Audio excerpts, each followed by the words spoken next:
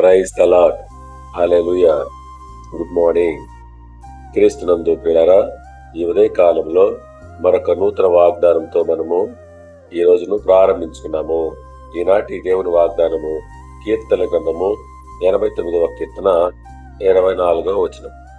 నా నామమును బట్టి అతని కొమ్ము హెచ్చింపబడును. ప్రియులారా, నా విశ్వాసతయు నా కృపయు అతనికి తోడయుండును.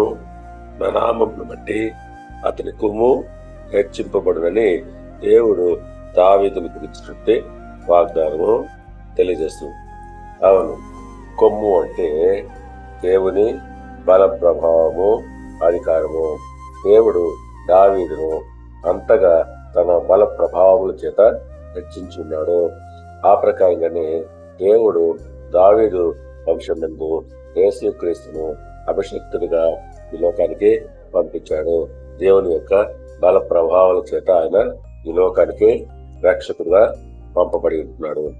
అవును, 132వ కీర్తన 17వ వచనంతో పోల్చుకున్నట్లయితే అక్కడ దావీదులకు కొమ్ము మలువ చేసేదను, నా అభిషక్తుని కొరకు నేనచ్చట ఒక దీపము సిద్ధపరిచాను.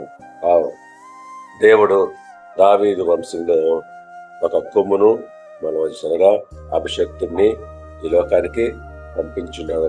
ఆయన మనతో రక్షణ శృంగమై ఉంటున్నాడు.